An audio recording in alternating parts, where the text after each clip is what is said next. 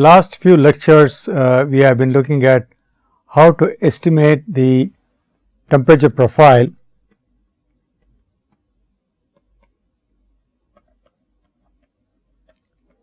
in a radiating gas.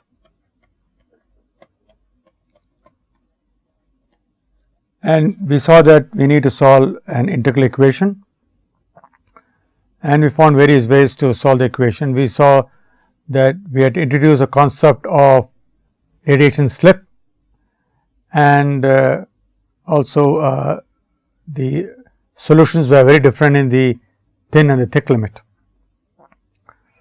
Now, we look at a totally different problem. We consider furnaces which are examples where radiation plays a very important role, and our aim will be not to estimate the temperature profile of furnace, but estimate fluxes.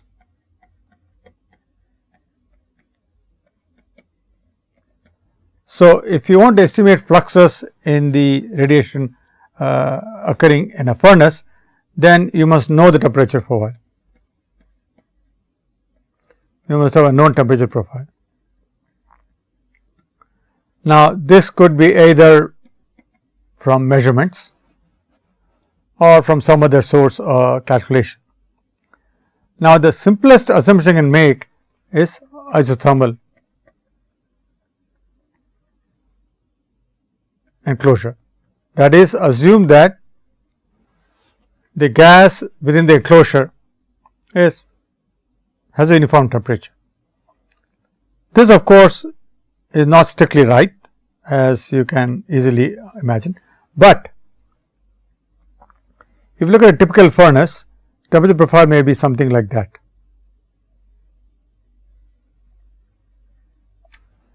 Gas is radiating here and at high temperature, and this is the wall, and near the wall there is cooling, and so we have low temperature. Now, as long as these regions are small, you can assume the gas to be isothermal, because of usually strong turbulence in these furnaces and combustion chambers. There is a lot of mixing going on, and so the temperature variation will be quite small except near the wall.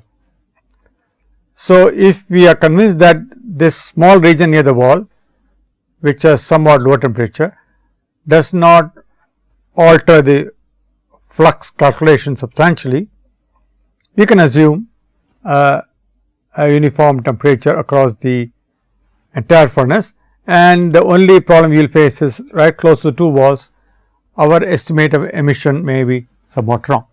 So, today we discuss isothermal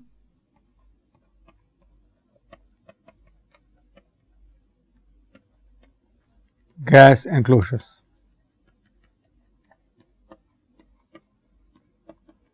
The advantage of isothermal gas enclosures is that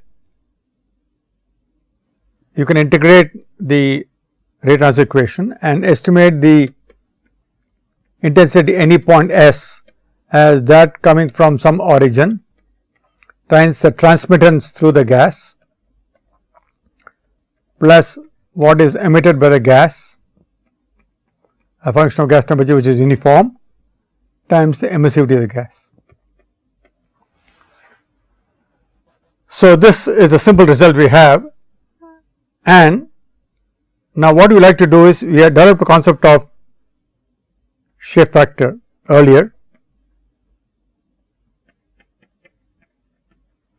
to calculate the fraction of radiation leaving one surface which arrives at another surface, right. Now, that derivation we did earlier was assuming there was no gas between the two surfaces. There was one surface J here and one surface K here, and we estimated the fraction of radiation emitted by J arriving at K, but we neglected the intervening gas absorption and emission. Now, we want to include it. Now, we want to consider the fact that the gas which is there between the two surfaces will absorb and emit radiation, and hence we would like to consider that. Now, you can easily see that the amount of radiation arriving in a given spectral interval leaving J and arriving at K is nothing but summation over K, integral over K into J, radiation arriving at that location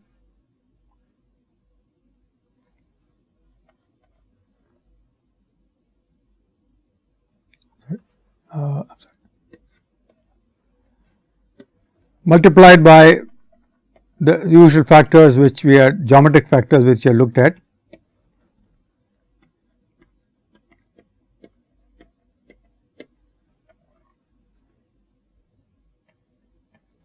So, this is the integration we had done earlier.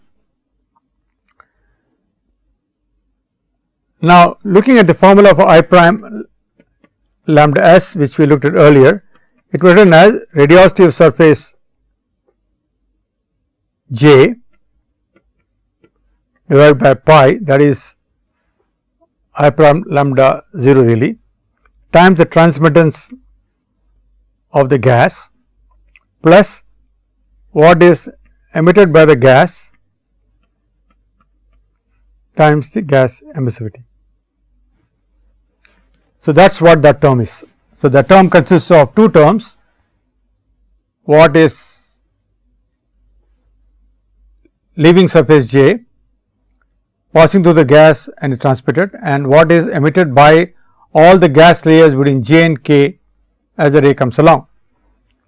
Now, remember that in the absence of the gas, this is 1 and this is 0, and when you put this equal to 1 equal to 0 and substitute there, you will get exactly what we had already derived for shear factor between two surfaces in the absence of the gas. Now, we are trying to reduce the role of the gas through the transmittance and emission by the gas. So, this substitute here in that equation, then you get h lambda j comma k is equal to integral over a k integral over a j b lambda j, what is radiosity leaving surface J, transmittivity of the gas, cos theta k cos theta j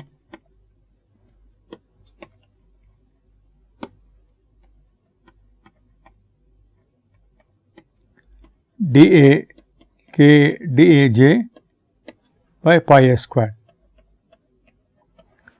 So, this term is fairly well known already to you, because this term with tau lambda equals 1 is the equation we had already derived in our earlier discussion of S lambda j. But now, there is one more term which involves emission by all gas molecules along this path, and so here you will have E lambda b of T g epsilon lambda cos theta k cos theta j dA k dA j by pi a square. So, a calculation of the radiation arriving at surface K from J is somewhat more complicated, more involved, because of the transfer of the gas and the emission by the gas. Now, since we are going to encounter these terms often, it is good to define some mean quantities. So, what we are going to do is define mean transmittance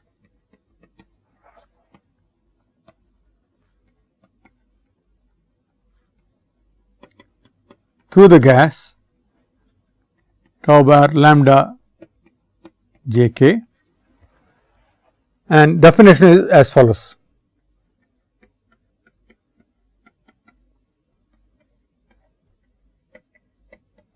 And you must take into account the fact that definition is so constructed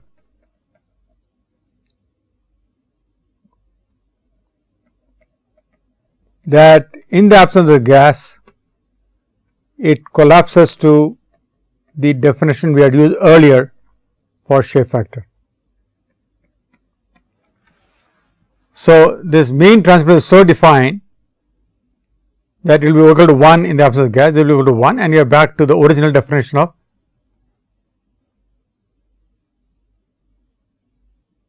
shape factor, which we had already discussed earlier. Okay. Similarly, we have a new definition for the mean absorptivity or mean emissivity of the gas.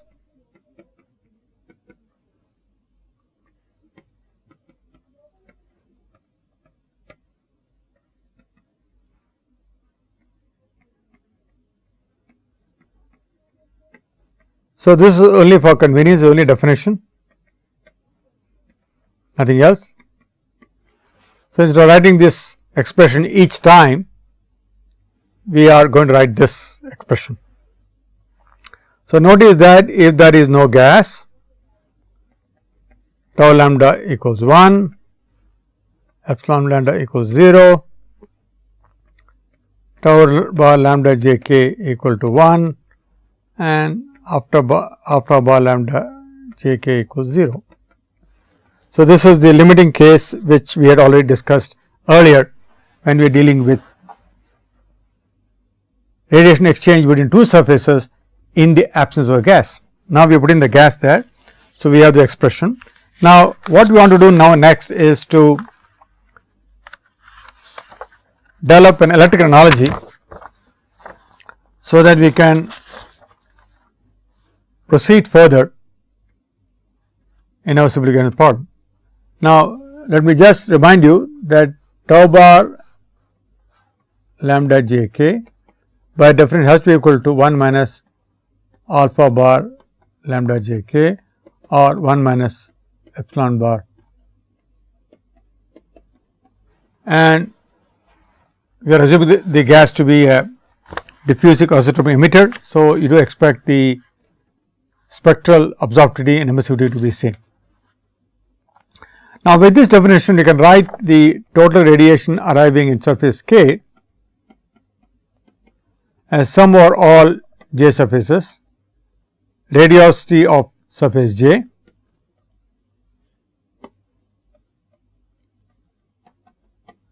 times A j f j k tau bar lambda j k, that by our definition, plus sigma over j E lambda b of the gas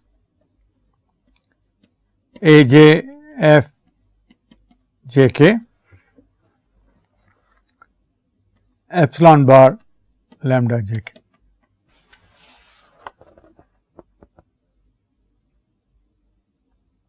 Now, for convenience, this is not a function of G and can take it out. This whole quantity can be defined as emission from gas to K. So, this can be simplified as follows.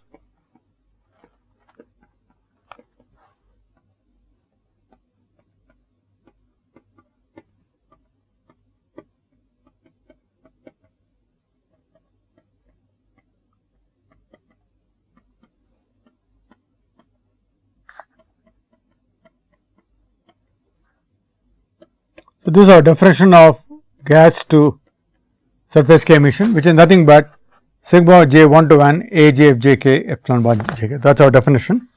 So, let me just write it down so that you are fully conversant with it, where we define the mean emissivity of the gas to surface K as being composed of summation of all f j k's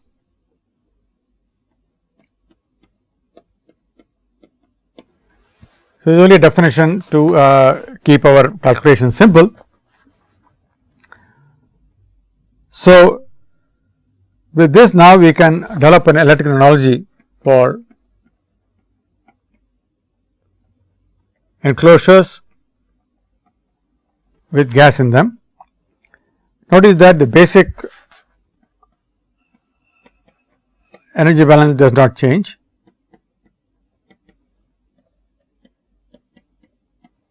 This remains unchanged, and what is changing is h lambda k which now is B lambda j f k j tau bar lambda k j plus A lambda b of g of the newly defined gas to K emissivity. So, with these two expressions, we can now have an electrical analogy for enclosure with gases in them. So, there are three surfaces in the enclosure, three sources of heat. One is surface 2, that is A lambda B 2, and you have surface 1, A lambda B 1, and this could be thought of as the heat sink. This is the heat source in the furnace, and then each of these surfaces has a surface resistance, which we had discussed earlier.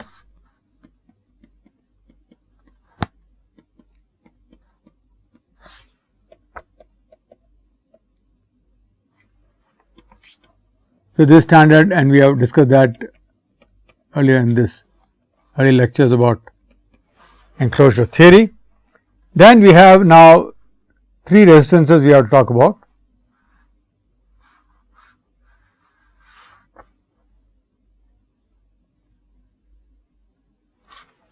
And here is of course the gas source.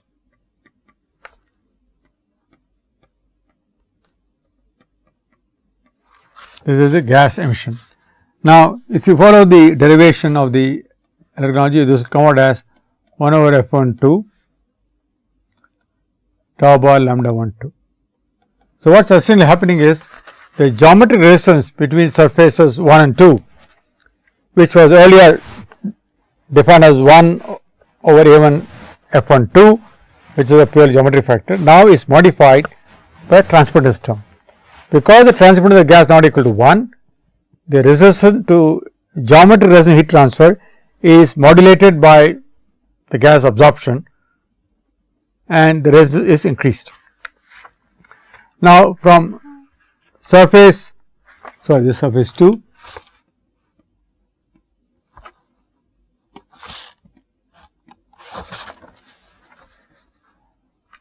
there is also mistake here.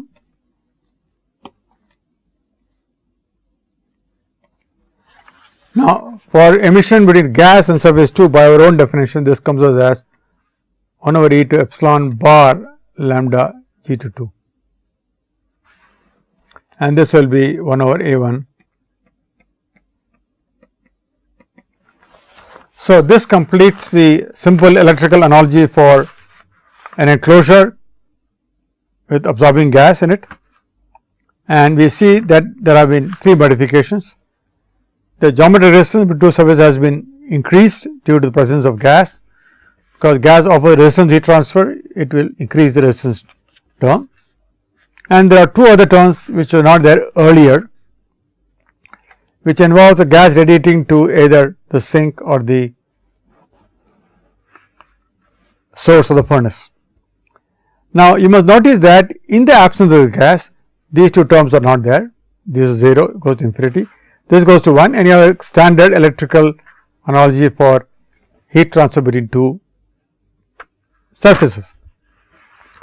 So, essentially the presence of radiation introduces what you might call a fictitious third surface, which represents the gas temperature.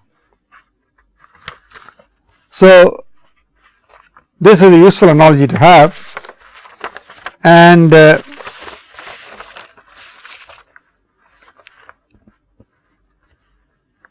if you use analogy, then ultimately you can express the heat transfer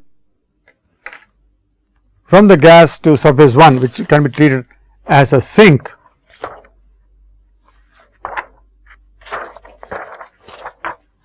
Then the sink temperature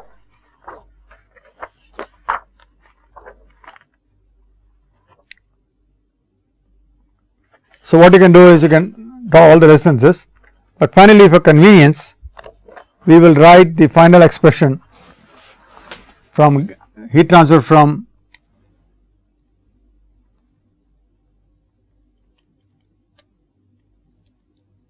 So, heat transfer from gas to surface 1 is nothing but sigma times some effective area, okay, and E lambda b of g and is E lambda 1. So, you can write this rest will involve all these terms. Now, the best way to illustrate the use of these example is to calculate this for a given situation.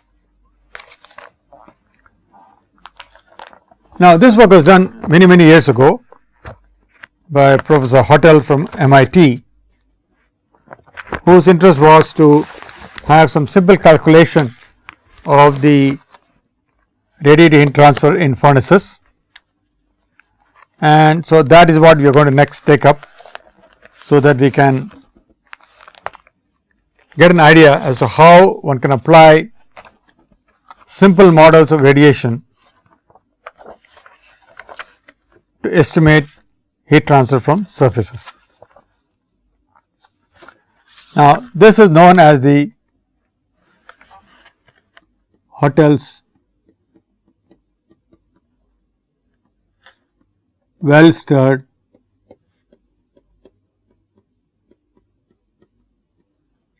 furnace model.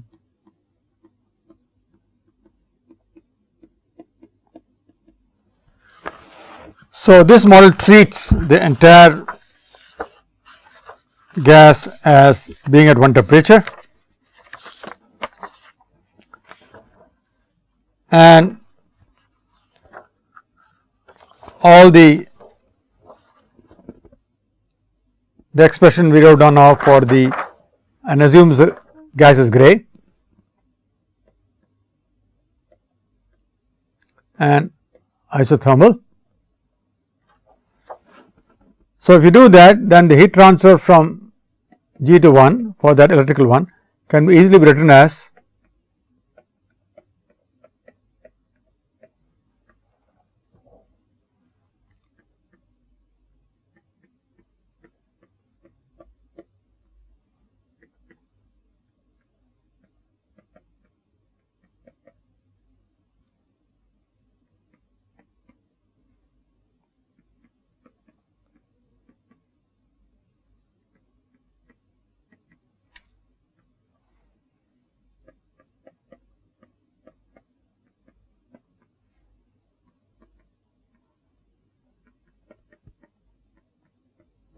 so, this expression for the heat transfer from a gas to 1 for a gray gas in isothermal furnace containing two surfaces 1 and 2, where 2 is source and 1 is sink, and we see clearly that the role of the gas here is coming through the mean transmittance, the mean emittance of the gas, and the area ratios. Now, one can think of two extremes in this case, and the one extreme would be assuming that F12 is approximately equal to A1 by A2. Now, A1 by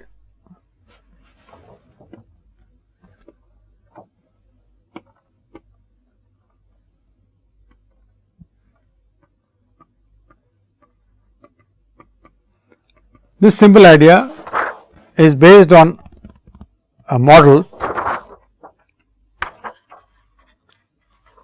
which assumes that is called the speckled,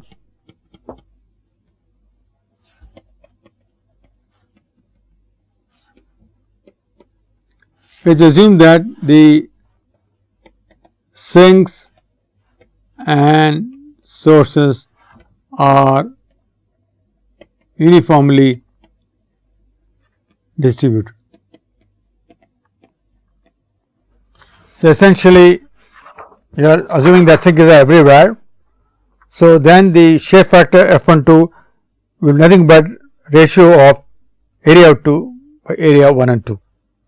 So, if the two surfaces are uniformly mixed, then the shape factor will depend only on the area ratios. So, with that assumption we can calculate the value of that quantity we had written down, and so generally this simplified to write down Q gas to 1 is sigma A star. Now, this is what is called the effective area of the furnace, which you can calculate for specific examples. Now, later we will show how these calculations can be performed, but right now our aim is to take up a specific example of estimating the heat transfer efficiency of a furnace, and that is done as follows. So, what we want to do is that we are going to propose a very simple model of the furnace. First thing is, what is the efficiency of the furnace? So, one of the efficiency is how much heat is transferred from the gas to the sink divided by what is the fuel mass flow rate times the effective calorific value of the fuel. Now, this HF really consists of the measured calorific value and additional heat that is coming in because the air is preheated.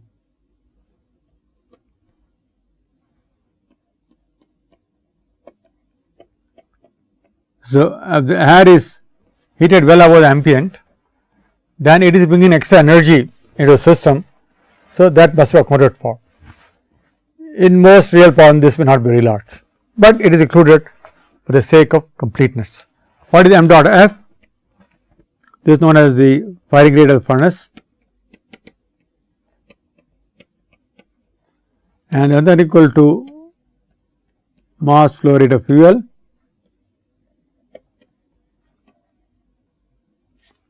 divided by the sink area.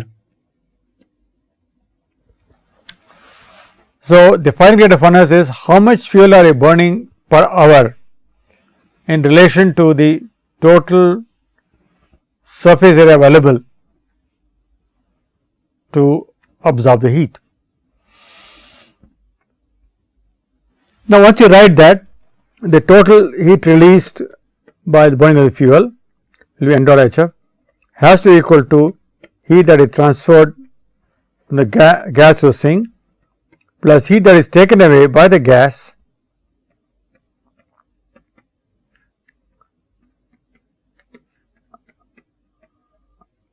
as it leaves the furnace.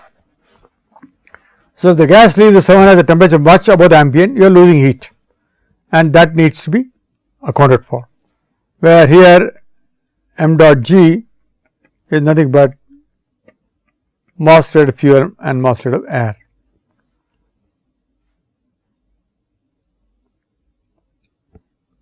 With this simple definition, we assume that in the absence of this heat loss or any of the heat loss, we define an adiabatic flame temperature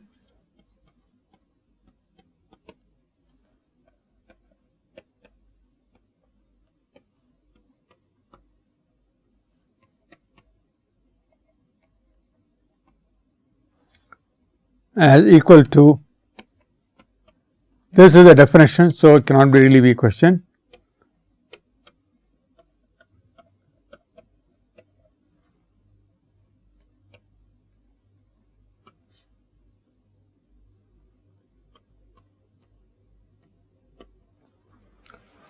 So, this is the adiabatic flame temperature.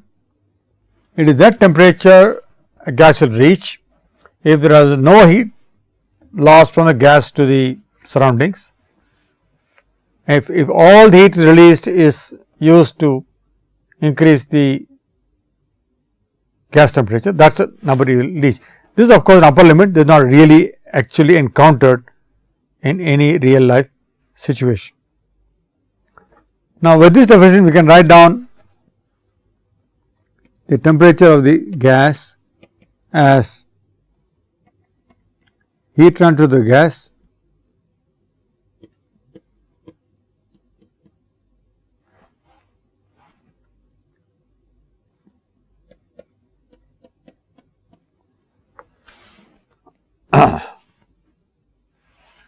so we know one relation between Tg and T1. There is one more equation, and based on the equation we can show that 1 minus eta efficiency of the furnace is the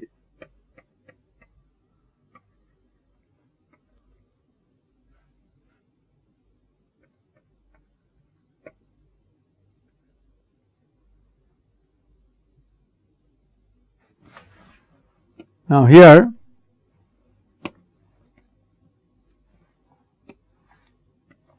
T gas minus T ambient, T adiabatic minus T ambient. So, the efficiency of furnace in some sense depends on how the gas temperature approaches the adiabatic flame temperature. If the gas temperature is almost equal to adiabatic flame temperature, then your furnace efficiency is 100%. Of course, in real world we do not really attain those high pressures, and so this definition is adequate. Now, we substitute this back into the energy balance equation, you will get the following expression. It will be T adiabatic flame temperature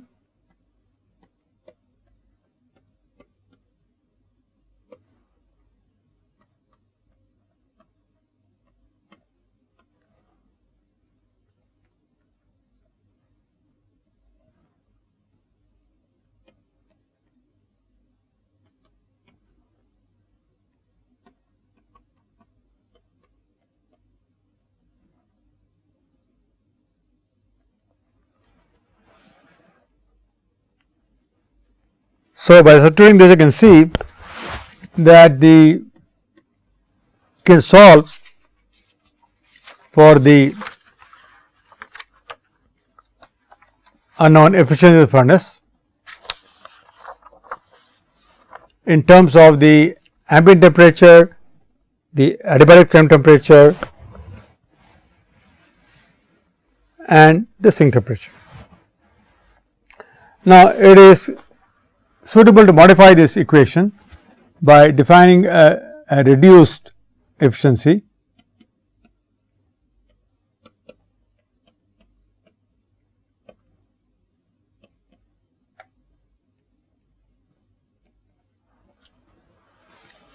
So, if we define reduced efficiency as this, and if you define reduced binding rate, this is now a non-dimensional value.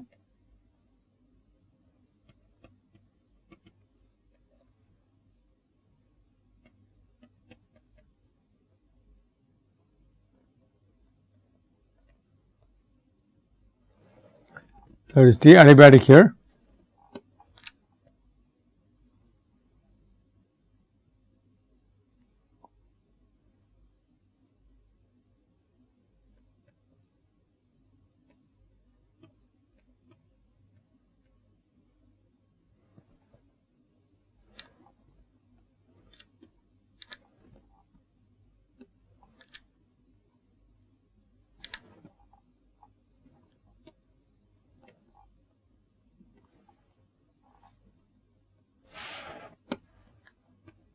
So, this is the expression we are using in order to simplify the final expression for efficiency.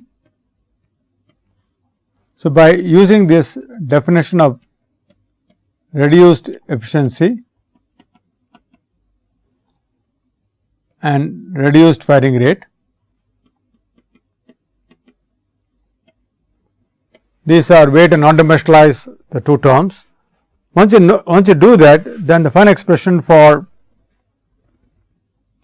efficiency of furnace comes out as 1 minus eta r to the power of 4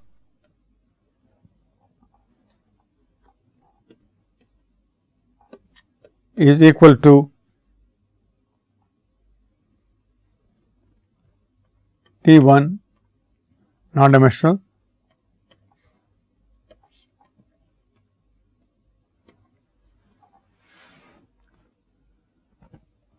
So, this expression should be examined at some depth, because this expression tells us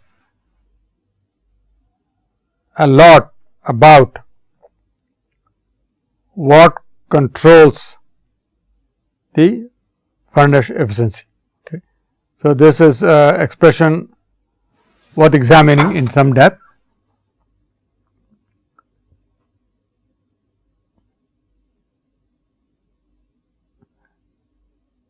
So, here the non-normal temperature T1 is T1 by T adiabatic.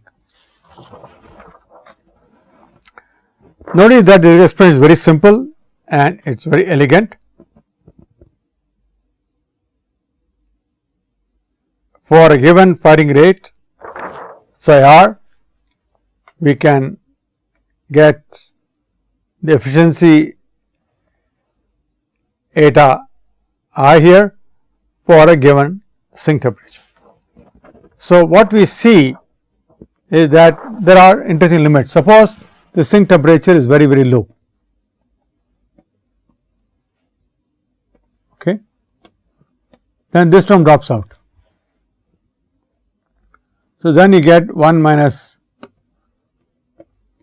eta r, eta r to the power of 1/4 and psi r to the power 1/4. So, this is one limit. In the other limit, where the firing rate is very small, this term can drop out. Then you get a very interesting result that eta r is equal to 1 minus. So, these are the two limiting expressions that we have, one for low firing rate. So, low firing rate, what really matters is the sink temperature. If the sink temperature is 0.8, then efficiency is only 20%. On the other hand, if the sink is at very low temperature approaching 0, then efficiency of the approach can 1. So, this is what this tells you, that the efficiency of furnace is strongly dependent upon how much heat it is losing to the sink, which cannot really be recovered.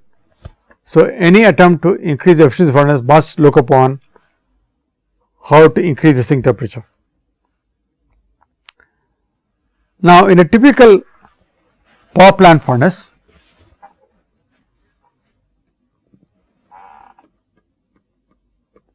coal fired, natural gas fired, which we will discuss in some detail.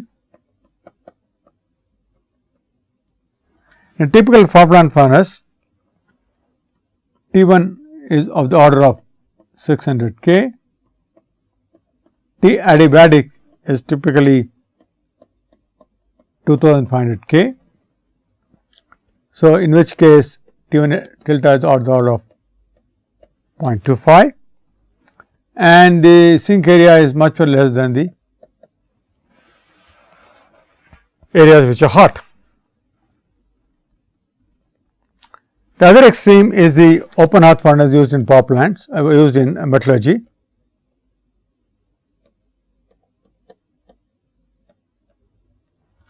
Here T1 delta is of the order of 0.8, and here the sink temperature is very small compared to the hot surfaces which radiate heat. So, we have a range of possibilities from a very low sink temperature to very high sink temperature, very high sink area to very small sink area. All these options are there. Now, this result has been solved by Hottel, and one can easily show that the logarithm of the reduced efficiency, if you plot the logarithm of the reduced firing rate,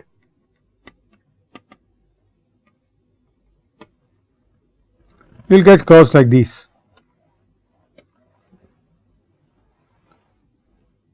So, this is T 1 delta at 0, while this is for the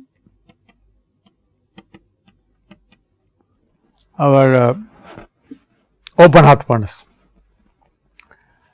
Now, the key point to be noticed here is that at very low firing rate, we saw that the reduced efficiency of the furnace depends only on the sink temperature T 1 delta, that is clearly visible here. While at high firing rate, efficiency comes down substantially. So, obviously, one of the ways to control the efficiency of the furnace, radiative efficiency furnace, is to keep the firing rate low, that is provide enough sink area to dispose of the heat, or keep the sink temperature high. So, if we keep the sink temperature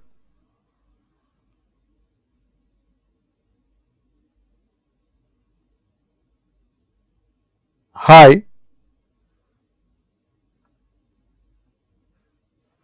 then you can attempt to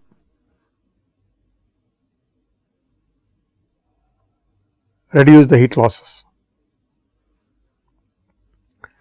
Now, to illustrate the usefulness of this kind of simple model, we will take an example of a real furnace, only that will give you an idea about what really happens in a furnace.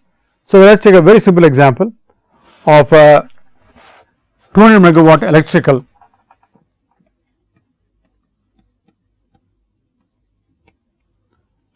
natural gas fired furnace. This is a clean case because you are not burning coal. So, typical dimensions of that furnace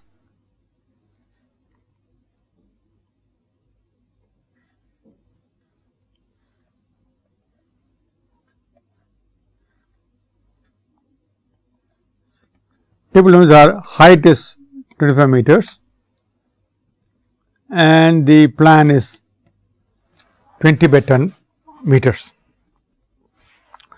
and a typical flow rate given of the fuel is 43,000 kilogram per hour. Okay.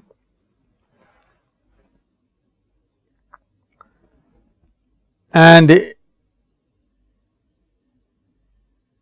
we assume all these areas on the side plus top are the sink where water is boiled. So, the sink area will be twice 20 to 25 this area, 10 to 25 this area, and they are both are doubled because there are two walls plus the roof area. Roof also contains heat sink.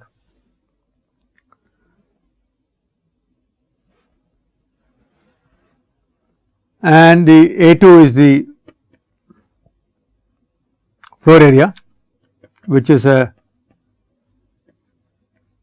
refractory which loses no heat, and that has an area of 200 meters square.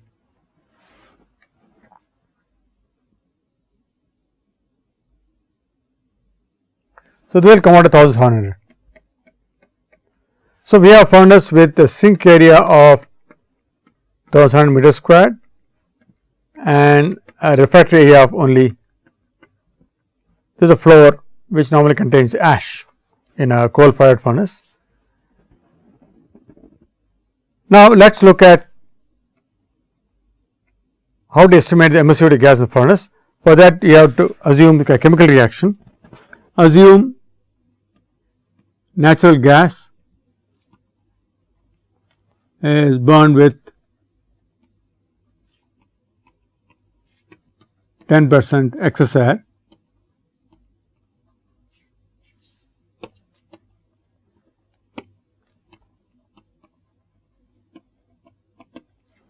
So, the equation becomes methane plus 10% excess air, which contains oxygen and nitrogen, is equal to, assuming complete combustion,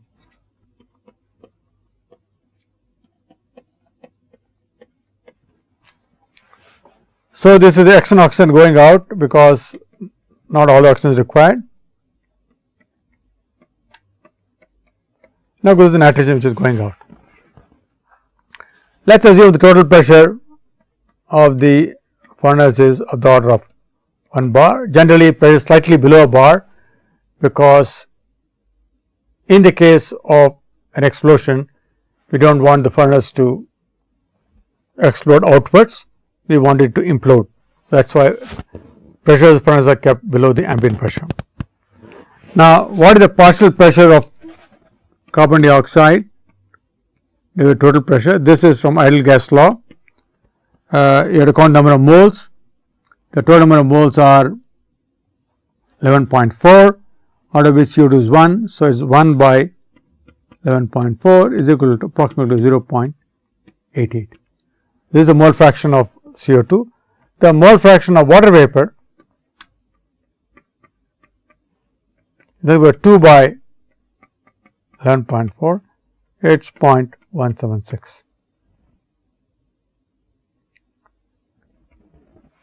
Now, in order to calculate the emissivity of these gases,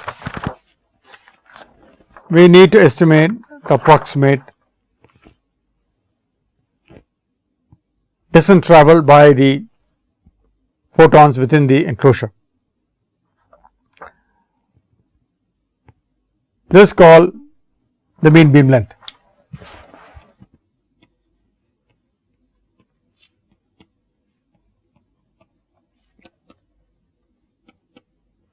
This is the average distance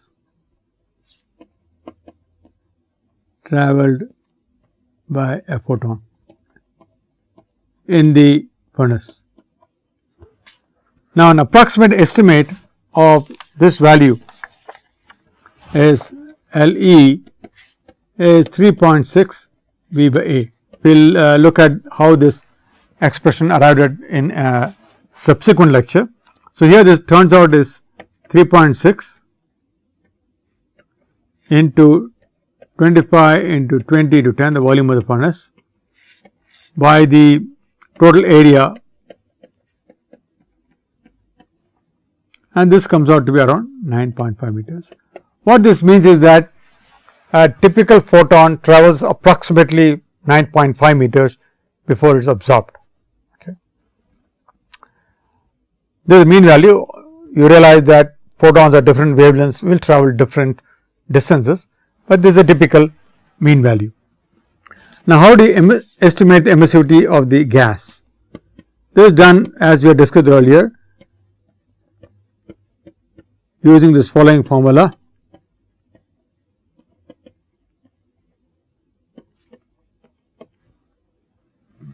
Where the first term is emissivity of CO2, the second term is correction for CO2, because the pressure is not, if the pressure is not equal to 1 bar, and this is the emissivity of H2O and the correction factor of H2O, minus this is the overlap factor.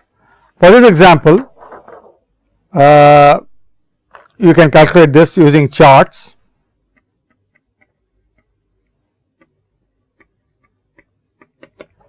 and you will get a number somewhat equal to, you may not get exactly this number, depends on how you interpolate in the charts, but you must get a value around 3.7 to 4.4, that is the typical number. We will assume that the sink has an emissivity of 0.8, and once you have estimated that, you can estimate the A star, the effective area of the furnace, from the formula which is derived. It can be, use the full formula, you may get 626, or you will get 629 meter squared. So, this is for the spectral model,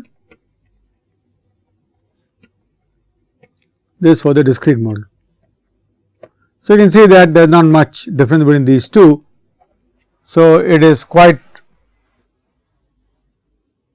reasonable to assume that the sink surfaces are uniformly distributed around the furnace. Now, the next question is, what is the effective calorific value of the fuel and what is the adiabatic flame temperature? For methane, the adiabatic flame temperature is 2430 Kelvin, and the effective calorific value, including the 50 megajoule per kg for the methane fuel and the additional heat carried by air,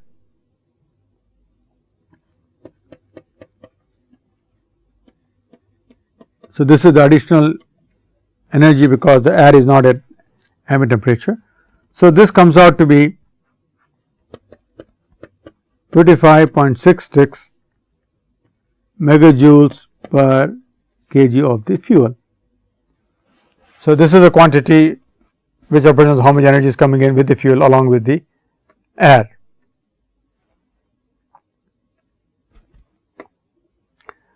Now, we can calculate the, for the given mass flow rate 48,000 kg per hour and given HF, you can estimate that the so much of megawatt of heat is going into the furnace, and if you take the furnace sink temperature to be 650 K, not a reasonable assumption of power plant furnaces, then you will get the non-dimensional value as 650 by 2430, that is perfect temperature, and this is around 0.266. And this you substitute into the expression for, from this you get the reduced firing rate as 0.1615 and hence the reduced efficiency as 0.31, and from there you calculate actual efficiency to be 0.35. So, what you find is that for the simple calculation that we have done for the efficiency of a power plant furnace to transfer heat from the calorific fuel to the water balls and heat sinks which take that heat away, the efficiency is around 0.35. Now, this might seem somewhat low to many of you, but remember that in a power plant not all the heat is transferred from the gas to the water in one location. What he is saying is, in the main portion of the furnace, which can be sketched as follows. So, in this region, yes, efficiency around 35%, but remember the power plant we are recovering heat also here and here. So, finally, the efficiency of heat transfer can be quite large, but we only get concerned with how much heat is transferred in the main radiating zone of the furnace. So, that is coming out as 35%, but we must also have questions whether the answer we obtain is sensitive to some of the assumptions we have made. For example, you assume the emissivity of the gas to be 0.38, and as I pointed out, depending on how you use the charts and assumption you make, suppose you assume emissivity 1, which is rather high, but this can happen if there is a lot of soot in the furnace during complete combustion. Even if you do that, the efficiency cannot increase, but not a very high value. So, even if you increase the emissivity of the gas by 250%, the efficiency here goes only by 7%. So, what this shows clearly is that the efficiency of the power plant furnace is not that sensitive to the emissivity of the gases, and hence our rather approximate estimate of the efficiency of the emissivity of the gases is not that critical. So, the charts we have used and estimates we have made are not that sensitive.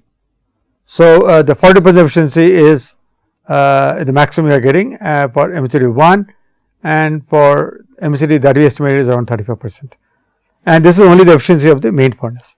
So, the next lecture will continue our discussion on the power plant furnace efficiency and see whether we can come up with some estimate of the errors that we may have introduced due to assumptions we have made. Thank you.